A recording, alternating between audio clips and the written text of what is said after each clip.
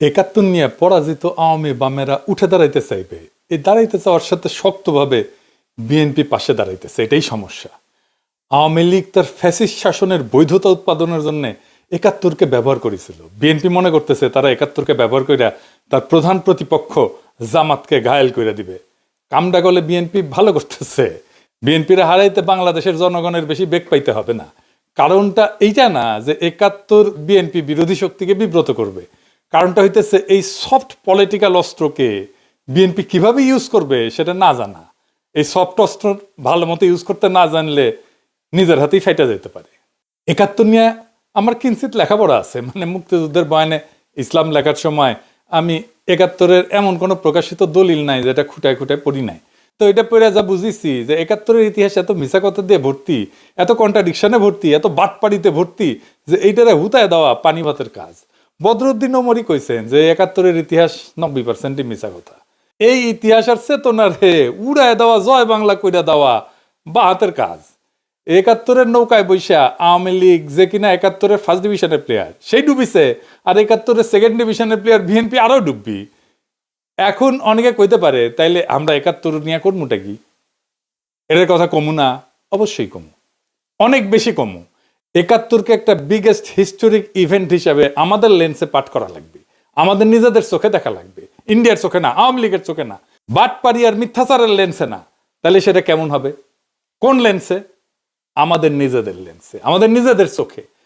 আমাদের নিজেদের চোখে দেখাটাই সারা দুনিয়া নেবে, বাংলাদেশের বেশিরভাগ মানুষ নেবে। আপনারা দেখেছেন 1971 নিয়ে, 6 দফা নিয়ে, ভাষা আন্দোলন নিয়ে আমি মেলা বাংকার ব্লাস্টার এপিসোড করেছি, আমাদের গেলাইছে অনেক, কিন্তু পাল্টা আর্গুমেন্ট কিন্তু কেউ তুলতে পারে নাই। আজকেও আমি এমন একটা জায়গা নিয়ে আলাপ করব সংক্ষেপে, এই আলাপটা পরে আরো বিস্তারিত করা যেতে পারে, কিন্তু দেখবেন যে এইভাবে আগে ভাবা হয় নাই। শুরুতে একটা এক্সাম্পল দেখায়নি, কেন বিএনপি একাত্তর নিয়ে কোনো বয়ান তৈরি করতে পারবে না? হাতে নাতে দেখাই দেবো, দেখাবো, আসেন দেখাই। বিএনপি একটা ভিডিও বানাইছে তার নির্বাচনী ক্যাম্পেইনের জন্য, প্রচুর আবেগ নিয়ে বানানো। থিম হইতেছে মুক্তিযুদ্ধ আর 2024-এ 2 জেনারেশনের 2 আহত যোদ্ধা কিভাবে দেশের জন্য কাজ করবে বা করতেছে। এইটা সাহেব দেখান, ওই অংশটা দেখান। কিভাবে হলো?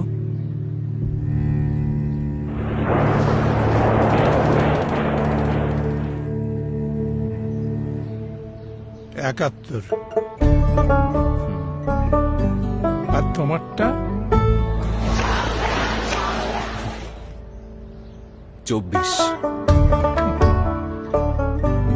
চলো উঠি, অনেক কাজ পড়ে আছে। হ্যাঁ, আমার অনেক কাজ আছে। মানে হইতেছে 1971-এর ক্ষত হাতে আর 2024-এর ক্ষত পায়, তাই তো? আপনারা হাত হারানো মুক্তিযোদ্ধা দেখেছেন জীবনে? কদাচিৎ দেখতে পারেন, আমি দেখি নাই। যা দেখেছি সবই পা হারানো যুদ্ধাহত মুক্তিযোদ্ধা। সেলিব্রেটেড কর্নেল তাহের, উনি ছিলেন পা হারানো। মুক্তিযোদ্ধা পুনর্বাসন কেন্দ্র শ্যামলীতে যেটা ছিল, এখনো আছে, সেইখানে থাকতেন যুদ্ধাহত মুক্তিযোদ্ধারা। সকালবেলা ওনাদের হুইল চেয়ার নিয়ে বাইর হইতেন, শহীদ মিনারে আসতেন, স্মৃতিসৌধে যাইতেন, সবাই পা হারানো। এইটা সাহেব যুদ্ধাহত মুক্তিযোদ্ধা লিখে সার্চ দেন না গুগলে, দেখেন সবাই হুইল চেয়ারে। এইটা যুদ্ধের স্বাভাবিক ক্যাজুয়ালিটি। যুদ্ধে পা হারায় বেশি যুদ্ধাহতরা।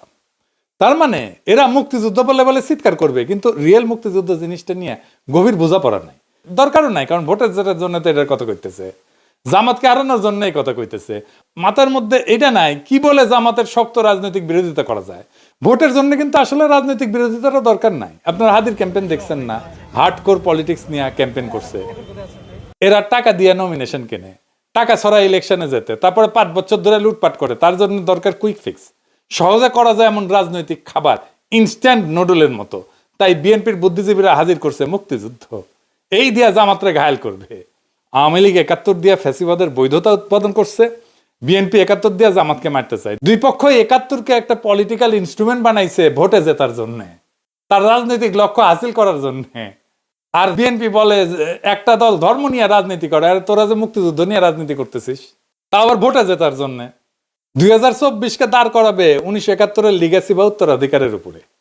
1971-এর লিগ্যাসির উপরে 2024 দাঁড়ায় নাই। 1971-এ যারা সিপাহী সালার, তারা জিয়াউর রহমানকে রাজাকার বলতো। 1971-এর খেতাব কাইরে নিছে জিয়াউর রহমানের। আর সবাই ফ্যাসিবাদের সফট আর হার্ড পাওয়ার ছিল। 1971-এর নামে আমাদের উপরে ফ্যাসিবাদ চাপায় দেওয়া হয়েছে। 2024-এ দেখেছেন কেউ এসে বলছে আমি মুক্তিযোদ্ধা, আমি হাসিনার এই শাসনের বিরুদ্ধে, হাসিনার বিরুদ্ধে লড়াই করেছি, বলছে? বলে নাই। এই বিপ্লবের স্ফুলিঙ্গই তৈরি হয়েছিল মুক্তিযোদ্ধার সন্তানেরা চাকরি পাবে না তো রাজাকারের বাচ্চারা চাকরি পাবে, এই কথায়। 2024-এর বর্ষা বিপ্লবকে এই যে আনিস আলমগীর নারকীয় সন্ত্রাস বলছে, সেও নিজেকে মুক্তিযোদ্ধার সন্তান দাবি করত। যাই হোক, 1971 কোন বয়ান আমরা তৈরি করব, আজ এইখানে আলাপের একটা অংশ থাকবে। কিভাবে আমরা আওয়ামী আর ইন্ডিয়ান বয়ান উতরে যেতে পারবো, তার বাইরে 1971 নিয়ে আমাদের নিজেদের বয়ান তৈরি করতে পারবো। আসেন সেটা একটু বুঝে দেখি। 1971 একটা ঐতিহাসিক বাস্তবতা। 1971-কে অস্বীকার করা সম্ভব না, কেউ করেও না। বলার চেষ্টা করে, যদি কেউ বলে সূর্য নাই, তাহলে তো সূর্য আকাশ থেকে হাওয়া হয়ে যায় না, তাই না? এটা ঘটনা ঘটছে। 1971-এ কি হয়েছিল? 1971-এ পূর্ব পাকিস্তানের স্বায়ত্তশাসনের আন্দোলন স্বাধীনতার আন্দোলনের রূপ নেয়। কিন্তু এটাও সত্য, পাকিস্তান ভাঙার জন্য মুজিব নিজে ভারতের সাথে ষড়যন্ত্র করছে। আগরতলা ষড়যন্ত্র করেনি? আগরতলা ষড়যন্ত্র মামলা হয়েছে না? পাকিস্তান যেন ব্যর্থ রাষ্ট্র হয়, সেই জন্যে মুজিব চেষ্টা করছে ভারতের সাহায্য নিয়ে। ভারত সবসময় সাহায্য করে গেছে। পাকিস্তান হইল কমিউনিস্টরা কু করার চেষ্টা করলো, উত্থান ঘটলো আইয়ুব খানের। এই কুয়ের পেছনে ছিল সেই আদি অকৃত্রিম অখণ্ড ভারতের পূজারী বামেরা। ওই কুনা হইলে পাকিস্তানে আর্মি এইভাবে এতদিন সামরিক শাসন চালাইতে পারে না। তবে পাকিস্তানকে ধোয়া তুলসী পাতা তা তো ছিল না। পাকিস্তান কেন সৃষ্টি হইল? পাকিস্তান সৃষ্টি হইল ভারতের সংখ্যালঘুদের জন্যই তো। মুসলমান আর হিন্দু দলিত দুই সম্প্রদায় মিলে পাকিস্তান আন্দোলন করলো। পাকিস্তান মানে কিন্তু পাক বা পবিত্র স্থান না। পাকিস্তান হচ্ছে একটা সংক্ষিপ্ত নাম, এটা ভূখণ্ডের। কোন কোন ভূখণ্ড? পাঞ্জাবের পি, আফগানিয়া যেটা আজকে খাইবার পাখতুনওয়ালা, ওটার আগে নাম ছিল আফগানিয়া, সেটার এ, কাশ্মীরের কে, সিন্ধের এস, আর বেলুচিস্তানের TAN, এই সব মিলে হইতেছে পাকিস্তান। তার মানে উত্তর পশ্চিম ভারতের কয়েকটা অঞ্চল জুড়ে একটা রাষ্ট্র। খেয়াল করেন, এখানে বাংলা নাই, পূর্ব বাংলা নাই। পাকিস্তান আন্দোলনের সূচনা ঢাকায়, মুসলিম লীগের জন্ম ঢাকায়। তারা আন্দোলন করতেছে যেই রাষ্ট্রের জন্য, সেই রাষ্ট্র কল্পনায় বাংলাই নাই। তাহলে ওই রাষ্ট্রে পূর্ব বাংলা টিকে না তো, মনোজগতেই তো নাই। ভাষার জন্য কিভাবে রাজনীতি পরিবর্তিত হয় বুঝছেন তো? ভাষার মধ্যে রাজনীতি কিভাবে লুকায় থাকে। পূর্ব বাংলা ঢুকছিল সংখ্যার জোরে, কিন্তু রাষ্ট্রের কল্পনায় ঢুকেনি তো। এইখানে ইতিহাসের লেন্স বদলাইতে হবে। আমরা সাধারণত ভাবি পাকিস্তান ভাগলো 1971-এ, আসল সত্যটা হইলো পাকিস্তান ভেঙ্গেই বানানো হয়েছিল। এটা রাষ্ট্রের নামই যখন একটা অংশকে বাদ দিয়া এটাকে চিন্তা করা হয়, কল্পনা করা হয়, তখন সেই অংশকে পরে শাসন করতে হয় বন্দুক দিয়া, ভোট বাতিল করিয়া, সংখ্যাগরিষ্ঠতাকে ভয় পাইয়া, ট্রিগার চাইপা। আর ইন্ডিয়ার উস্কানি তো ছিলই। পাকিস্তানের এলিটটা এতই বেকুব ছিল যে কোনোভাবেই পূর্ব পাকিস্তানকে পলিটিক্যালি কিভাবে ওন করতে হবে সেটা বুঝতে পারেনি। মুসলিম লীগকে টেকাইতে পারি নাই। পাকিস্তান রাষ্ট্রকে যে টিকায় রাখবে পলিটিক্যাল ইনস্টিটিউট, তারই টুকরা করলো। সোহরাওয়ার্দীর তার অনুসারীদের মুসলিম লীগ থেকে বের করে দিল, জন্ম নিল আওয়ামী মুসলিম লীগ। আর সোহরাওয়ার্দী যে বাংলাই বলতে পারতো না, তার শিষ্যরা রাষ্ট্রভাষা আন্দোলন শুরু করলো বাংলা ভাষার জন্য। কি তামাশা! দলিত হিন্দু নেতা যোগেন মন্ডলকে রাতের আধারে পাকিস্তান ছাড়তে হলো। একটার পর একটা ভুল করতে করতে করতে করতে শেষ পর্যন্ত বাংলাদেশ রাষ্ট্রের জন্ম অবশ্যম্ভাবী করে তুলল। পাকিস্তান নিজেই করলো। পাকিস্তানকে তার হিস্টোরিক মিস্টেক গুলো অ্যাকনোলেজ করতে হবে, তো এটা স্বীকার করতে হবে। শুধু ইন্ডিয়ার দোষ দিলে তো হবে না। ইন্ডিয়ার ষড়যন্ত্র কেন সফল হইতে পারলো সেটার হদিস নিতে হবে। মুশকিল হইতেছে নিজের পাদের গন্ধ কেউ নিজের টের পায় না। সেজন্যই এনগেজ হইতে হয় ভিন্ন মতের সাথে। পাকিস্তান ট্রুলি এনগেজ হয়েছে বাংলাদেশের সাথে, বাংলাদেশের ইন্টেলিজেন্সিয়ার সাথে, বাংলাদেশের সিভিল সোসাইটির সাথে, বাংলাদেশের একাডেমিয়ার সাথে, বাংলাদেশের মিডিয়ার সাথে। হয়নি, এখনো হয় না। ইন্টেলেকচুয়ালি এনগেজ হয়নি। হইলে ইন্ডিয়ার এই বারবারন্ত অনেক এফিসিয়েন্টলি ঠেকাইতে পারতাম আমরা বাংলাদেশে। এখন 71-এর সবচেয়ে বড় ট্র্যাজেডি কি, এটা আমাদের বুঝতে হবে। 71-এর সবচেয়ে বড় ট্র্যাজেডি গণহত্যা, জেনোসাইড। ক্লাস বুক রেফারেন্সের জেনোসাইড। এই জেনোসাইডের দুইটা বড় পার্ট, একটা বাঙালি জেনোসাইড আর একটা বিহারি জেনোসাইড। বিহারি জেনোসাইড একেবারে মুছে দেওয়া হয়েছে, বিহারিদেরকে বাঙালিরা মারছে। আমরা বাঙালি জেনোসাইড বলি, কিন্তু দেখেন 1971-এর সবচেয়ে বড় দখল গেছে হিন্দু সম্প্রদায়ের উপরে, বাঙালি হিন্দুর উপরে। এটা শুধু একটা জাতির উপরে আক্রমণ না, একটা জাতির নির্দিষ্ট ধর্ম সম্প্রদায়ের উপরে আক্রমণ। এই ক্ষতটা হিন্দু সম্প্রদায়ের মধ্যে গভীর। আমার ফুলকুমারিতে পড়ছেন যে আমার বগুড়ার বাড়ি দখল করে নিয়েছিল আমাদের এক প্রতিবেশী। এখনো তারা আমাদের প্রতিবেশী, এখনো। এই যে এক্সট্রিমলি কমপ্লেক্স জটিল সিচুয়েশন, এটার তো প্রপার রিকনসিলিয়েশন হয়নি। তো আমার সেই প্রতিবেশী, উনি তো কোনোদিন এসে আমাদের পরিবারের কাছে মাপ চান নাই যে কাজটা ভুলেছে, মাফ করে দেন। এখন পিনাকি দাবরানি দিলে ওই ভারিচারা হয়ে পালাইবে, সেটা অন্য কথা। কিন্তু বাংলাদেশের সব হিন্দু তো পিনাকি না, সে তো ভয়ে থাকে আমার বাড়ি না আবার দখল করে ফেলে। এইটাকে অ্যাড্রেস করতে হবে, জেনোসাইডের একটা ফয়সালা করতে হবে। আমি দুইটা কাজ খুব চেষ্টা করেছি এই সরকারকে দিয়ে, প্রফেসর ইউনূসের সরকারকে দিয়ে। ১/৭১ নিহতদের পুরো নাম তালিকা করা প্রজেক্ট, এক প্রফেসর কাজ করতেছেন এইখান থেকে ওইখান থেকে নানা ফান্ড টান নিয়ে, সামান্য একটা ফান্ডের জন্য উনি ফিল্ড ওয়ার্ক করতে পারতেছেন না, শেষ করতে পারতেছেন না। আমি হয়রান হয়ে গেলাম একটা ফান্ড ম্যানেজ করে দিতে। আমাদেরই সব ভাই ব্রাদাররা সরকারে আছে, তারাও করে দিলেন না। এটা আর কি বলবো, আর এখন বলতে গেলে তো ওনাদের সাথে রাগারাগি ঝগড়াঝাটি করতে হয়। এই কষ্টটা পড়ে যেতে পারতো প্রফেসর ইউনূসের সরকার, আমি ওনার জন্য ক্রাউড ফান্ডের ব্যবস্থা করতে পারতাম, কিন্তু আমি ওনারা এক্সপোজ করলে ওনার বিপদ হবে, ওনারা খাইয়া দেবে ইন্ডিয়া বা আওয়ামী লীগ। আর একটা কাজ হইতেছে বিহারিদের ক্যাম্পগুলো বন্ধ করে তাদের মেইন স্ট্রিমে নিয়ে আসা। এটা লজ্জার যে তারা এখনো একটা ক্যাম্পের মধ্যে, ঘেটোর মধ্যে আছে। আব্দুল নূর তুষারেরা গণহত্যার জন্য পাকিস্তানে 3বার ক্ষমা চাইলো, আবার চাইতে বলে ক্ষমা। আব্দুল নূর তুষারেরা বিহারি গণহত্যার জন্য ক্ষমা চাইতে প্রস্তুত আছে? নাই। তাইলে ইতিহাসের রিকনসিলিয়েশন হবে কিভাবে? যখন বিহারি গণহত্যার কথা আসবে তখন দেখবেন গা মুসরা মুসরি করিচ্ছে। আর ফাইনালি জামাতের 1971 স্বাধীনতা যুদ্ধের ভূমিকা, এটা নিয়ে ফাইনাল আলাপ। জামাতের বিরুদ্ধে অভিযোগ যেটা আওয়ামী লীগ করে, সে একই অভিযোগ করে বিএনপি। আওয়ামী লীগ অভিযোগ করে জামাত নেতারা 1971 পাকিস্তানি বাহিনীর গণহত্যার সহযোগী ছিল, এই গণহত্যার জন্য জামাতই দায়ী। সেই কল্পিত অভিযোগে ফাঁসি দিছে তাদের নেতাদেরকে। সেই একই অভিযোগ করে আজকের দিনে বিএনপি। 1971 সালে আমরা যে স্বাধীনতার যুদ্ধ করলাম পাকিস্তানিদের থেকে বেরোয় আসার জন্য, তখন আমরা আপনারা শুধু বিরোধিতাই করেন নাই, ওই পাকিস্তান সেনাবাহিনীর সঙ্গে হাত মিলিয়ে গণহত্যা করেছেন। এই কথা বলতে আমার কোনো দ্বিধা হয় না। কিন্তু খালেদা জিয়া সেই বিচার সম্পর্কে কি বলেছিল শুনেন। আমি বলতে চাই, আজকে মুজাহিদি, সাইদি, দেলোয়ার হোসেন সাইদি, কামরুজ্জামান, কাদের মোল্লা, এদের সবাইকে তারা মিথ্যে মামলা দিয়ে গ্রেফতার করে রেখে দিয়েছে।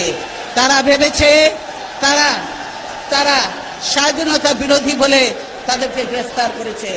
আমি বলতে চাই, আজকে তারা যে অবস্থা করেছে, গোপন চুক্তি করে, স্বাধীনতার পরেও যে গোপন চুক্তি করেছে, স্বাধীনতা বিরোধী শক্তি হলো এই আওয়ামী লীগ, হলো স্বাধীনতা বিরোধী শক্তি, দেশের বিরোধী শক্তি হলো এই আওয়ামী লীগ। আগে তাদেরকে আগে ব্যবস্থা করতে হবে, তবেই এই দেশ নিরাপদ হবে, স্বাধীন হবে। শুনলেন তো, উনি বলছেন মিথ্যা, ওগুলো মামলা। আচ্ছা, মির্জা ফখরুল কি বলেছিল শুনেন। আমাদের এই আলেম উলেমা জামাত ইসলামের নেতৃবৃন্দ, আমাদের মাওলানা নিজামী সাহেব, জামান সাহেব, কাশেমি সাহেব, এই পত্রিকার যে প্রকাশক ছিলেন তাকে সহ অনেকে মৃত্যুদণ্ড, সালাউদ্দিন সাহেব সহ তাদেরকে মৃত্যুদণ্ড দেওয়া হয়েছে মিথ্যা মামলায়। শুনেছেন তো, সেও বলে হাম্বা, মানে তারও ওই একই কথা। আমাদের সময় একটা বিজ্ঞাপন ছিল এইরকম, গরুকে জিজ্ঞেস করে তোমার কি কথা, সে গরু এখন চিৎকার দেয় হাম্বা, বলে ওরও সেই একই কথা। আর এখন বলে স্বাধীনতার পরাজিত শক্তি মাথাচাড়া দিয়ে উঠতেছে, ওদের নস্যাৎ করে গণতন্ত্র প্রতিষ্ঠা করবি নাকি। এবার বলে একটা দল গণহত্যা চালাইছিল, মানে জামাত চালাইছিল গণহত্যা। শুনেন, পাকিস্তান আন্দোলন করতে হয়েছিল মুসলমানরা পাকিস্তানের মুসলমান ভাইদের স্বার্থ রক্ষার জন্য, for the emancipation of the Muslims। তখন আপনাদের নেতা মওদুদি এটা বিরোধিতা করেছিল, ঠিক না? আর আজকে আবার 1971 সালে আমরা যে স্বাধীনতার যুদ্ধ করলাম পাকিস্তানিদের থেকে বেরোয় আসার জন্য, তখন আমরা আপনারা শুধু বিরোধিতাই করেন নাই, ওই পাকিস্তান সেনাবাহিনীর সঙ্গে হাত মিলিয়ে গণহত্যা করেছেন। এই কথা বলতে আমার কোনো দ্বিধা হয় না। জামাত রাঙ্গি রাজাকার ছিল শুনেছেন না, গোলাম আজম রাজাকার শুনেছেন না, গোলাম আজম রাজাকার ছিল না পাগলা, গোলাম আজম রাজাকার ছিল না রে বেকুব, ছিল শান্তি কমিটির মেম্বার, ছিল শান্তি কমিটির নেতা। রাজাকার ছিল প্যারামিলিটারি ফোর্স, আমাদের আনসারের মতো, তাদের ড্রেস ছিল, ইউনিফর্ম ছিল, ব্যারাকে থাকতো, রেশন ছিল, আর গঠিত হয়েছিল সাধারণ মানুষকে দিয়ে। রাজনৈতিক কর্মী ছিল তারা, মুসলিম লীগ, জামাত না। জামাত তখন এত বড় তৃণমূলের অর্গানাইজেশন ছিল না। আমার কথা বিশ্বাস করার দরকার নাই, বিদেশি নিউজ থেকে রাজাকার দেখেন কারা ছিল, পোশাক আশাক সহ, ওদের দাড়ি টুপি ছিল না, দেখেন। the government has organized a paramilitary force called Razakars. The Razakars' main duties are roadblocks, often carried out with a great show of force, and sentry duties around the main government installations. Some recruits to the Razakars are students, but many come from the militant wing of the Muslim League, who were responsible for much of the murder and the burning of villages which followed March the 25th. They are all East Bengalis and are paid by the government direct. But no one knows just how loyal they would be to the government if that loyalty was ever under stress. দেখেছেন এই মুসলিম লীগের পুরাটাই BNP ঢুকিছে। Mirza ফখরুলের বাবাই তো মুসলিম লীগার ছিল, পাকিস্তানের মন্ত্রী ছিল। আমির খসরু মাহমুদের বাবা মুসলিম লীগার ছিল। মির্জা ফখরুল দাবি করে তার বাবা 1971 শরণার্থী শিবিরে ছিলেন, একজন পাকিস্তানের মন্ত্রী। মুসলিম লীগ করার লোক কেন ইন্ডিয়া পালাবে 1971-এ? তার উপরে যায় শরণার্থী শিবিরে থাকবে। সুপে চাপে মিলানো যায়? আপনার কমন সেন্স কি বলে? যাই হোক, আমরা ওই দিকে না যাই। জামাতের ভূমিকা ছিল দুইটা জায়গায়, শান্তি কমিটি আর আলবদরে। এখন এই আলবদরকে দায়ী করা হয় বুদ্ধিজীবী হত্যায়। এই দাবিটা প্রমাণ করা মুশকিল অনেক কয়টা কারণে। কে দোষী আমি সেটা ঠিক করব না, আমি দেখাইতেছি রাষ্ট্র কিভাবে মিথ্যা দিয়ে ইতিহাস বানায়। আসেন ওই অংশটুকু একটু দেখি। আমি আলবদর বলছি বলে একটা বই আছে, একজন আলবদর ছিল সেই লিখছে। সে বলতেছে যে তাকে গ্রেপ্তার করা হয়েছিল, জেলে ছিল সে। গ্রেপ্তার করা হইল, তারে ইন্টারোগেট করা হয়েছে, তার কাছ থেকে তথ্য নেওয়া হয়েছে, কিছুই নেওয়া হয় না। তাইলে তো তার কাছে কিছু এভিডেন্স থাকতো, বলতেছে আলবদর। কিন্তু আলবদর তো ধরছিলা, তারে জেলেও রাখছিলা, তো তারে ইন্টারোগেট করে তারে তথ্য নাও নেই, সে তথ্যটা ভেরিফাই করো নাই, ক্রস চেক করো নাই কেন? কার দোষ এইটা? আমি আপনাকে ডিসেম্বরে একটা ক্লিপ দেখাই। সেখানে সাংবাদিক, বিদেশি সাংবাদিক বলতেছে ঢাকায় ডিসেম্বরের শুরুর দিকের কথা, এটা প্রত্যেক দিন মুক্তিবাহিনীর সদস্যরা কম করে 5টা রাজনৈতিক হত্যাকাণ্ড করতেছে। শোনেন, There are between 80 and 100,000 Mufti Bahini operating within East Pakistan. And in the last few months, they've blown up 165 bridges, large and small, have damaged 5 cargo boats, including one British boat from Calcutta, have sunk a 1,600-ton jute barge, and have blown up a power substation. And they have committed, in Dakar alone, 6 political assassinations every day. তার মানে ঢাকার মধ্যে শক্তিশালী অবস্থান তৈরি করে ফেলছে গেরিলারা। এইখানে স্বাধীনতার পক্ষের বুদ্ধিজীবীদের ধরে নিয়ে যাইতেছে কয়েকদিন ধরে। কোথায় নিয়ে যাইতেছে সেটাও ফ্যামিলি মেম্বাররা জানে, কিন্তু অনেক ক্ষেত্রেই, মনির চৌধুরীর ক্ষেত্রেই জানে। ফিজিক্যাল ট্রেনিং সেন্টারে নিয়ে যাওয়া হয়েছিল মোহাম্মদপুরে। তো মুক্তিযোদ্ধারা তো অপারেশন চালাবে সেই ফিজিক্যাল ট্রেনিং সেন্টারে, ঠিক কিনা বলেন? তারা ডেলি 5 জন করে মারতে পারে ঢাকায়, আর ফিজিক্যাল ট্রেনিং সেন্টারে হামলা করে উদ্ধার করতে পারে না। উদ্ধার করতে না পারুক, হামলা তো করতে পারতো, কেন করলো না? ঢাকা শহরে মুক্তিযোদ্ধা কি কম ছিল? এখন তো কত মুক্তিযোদ্ধা, সবাই মিলে যদি ওইখানে হামলা করতো। দেশ স্বাধীন হইলে এই বুদ্ধিজীবী পরিবাররা মুজিবের অফিসের সামনে বিক্ষোভ করে, ওইখানে মুজিব আসে। জহিরায়ের বোন ছিল নাফিসা কবি, তাকে উদ্দেশ্য করে মুজিব বলছিল যে অনেকে তো দালালি করে মারা গেছে এই বুদ্ধিজীবী সম্পর্কে। এরা পান্না কাইসাল লিখে গেছে, স্বাধীনতা বিরোধীরা লিখে যায় নাই। জামাতের অনেকে বলে ইন্ডিয়ানরা মারছে। এই বয়ানটা মিলে পাকিস্তানের হামুদুর রহমান কমিশনের রিপোর্টে যখন তারা রাও ফরমান আলীকে প্রশ্ন করে, রাও ফরমান আলীকে জানেন তো এই বুদ্ধিজীবী হত্যার জন্য দায়ী করা হয়। হামিদুর রহমান কমিশনে বলা হয়েছিল বাংলাদেশের সরকার যেন তাদেরকে এভিডেন্স দেয় বুদ্ধিজীবী হত্যার সাথে কারা কারা জড়িত ছিল। পাকিস্তানের কাগজে কলমে হইলেও এটা সদিচ্ছা ছিল, তো করে নাই কেন বাংলাদেশ? এটা তো এখনো করা সম্ভব, যৌথ কমিশন করে অনুসন্ধান কইরা। জামাতে ইসলামকে ক্ষমতায় আসলে এইটার একটা ট্রান্সপারেন্ট তদন্ত করতে হবে। তদন্তে হস্তক্ষেপ করা যাবে না, আন্তর্জাতিক তদন্ত হইতে হবে। বিএনপিও করতে পারে, ক্ষমতায় তো ছিল, করে নাই কেন তদন্ত? 71 নিয়ে 2টা অমীমাংসিত বিষয় আছে, জ্বলন্ত বিষয় আছে। একটা গণহত্যার সংখ্যা, কতজন মারা গেছে, কতজন শহীদ হয়েছে, আর একটা বুদ্ধিজীবী হত্যার দায় কে করছে আসলে? আওয়ামী লীগ, বিএনপি, জাতীয় পার্টি কেউই করে নাই। যদি প্রশ্ন করি যে আসলে তারা তদন্ত করলে এই দায় দেওয়ার রাজনীতি করতে পারবে না, তাই করে নাই। মানিক বন্দ্যোপাধ্যায়ের প্রাগৈতিহাসিক বলে একটা উপন্যাস ছিল, ওইখানে এক ভিখারি, তার পায়ে একটা ঘা ছিল, বিভৎস ঘা, ওই ঘায়ে চিকিৎসা করতো না, কারণ চিকিৎসা করলে ভালো হয়ে যাবে, আর ঘা দেখায় ভিক্ষা করতে পারবে না। তাই আওয়ামী লীগ, বিএনপি এই ক্ষতের কোনো চিকিৎসা করেনি 71 নিয়ে, কারণ চিকিৎসা করলে মুক্তিযুদ্ধের চেতনা বেচা ভোটের রাজনীতি করতে পারবে না। এটাই হইতেছে আসল সত্য। এই যে বিএনপি আওয়ামী লীগের বয়ান নিজের মুখে তুলে নিছে, এই জন্য নিজের আত্মহত্যার পথে গেছে। এটা আমি আপনাদেরকে প্রকৃতি থেকে বুঝাই দিই একটা ঘটনা দিয়ে, মজা পাইবেন। ঘাসফড়িং, ঝিঝি পোকা আছে না, এইসব প্রাণী কেমনে মারা যায় জানেন?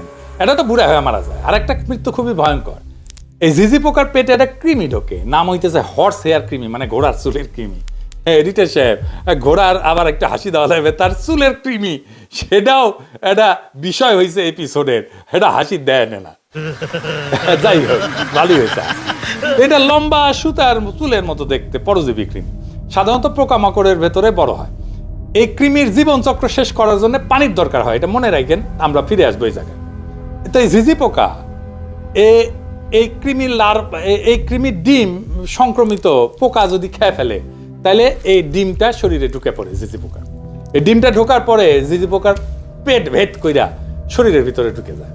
সেখানে আস্তে আস্তে আস্তে আস্তে বড় হইতে থাকে, শরীরের ভিতরে পুরা শরীর খায়া ফেলে। ঝিঝি পোকার শরীরের ভিতরে প্রায় পুরা জায়গা দখল করে নেয় এই কৃমিটা। এই কৃমি এতই বড় হয় যে অনেক সময় এই কৃমির দৈর্ঘ্য ঝিঝি পোকার শরীরের চাইতে কয়েক গুণ বেশি হয়ে যায়। তো ঝিঝি পোকা যা খায় তার পুষ্টি কৃমি শুষে নেয়। ঝিঝি পোকা ধীরে ধীরে দুর্বল, অপুষ্ট, নিয়ন্ত্রণহীন হয়ে পড়ে, অসুস্থ শরীর, দূষিত রক্ত হয়ে পড়ে।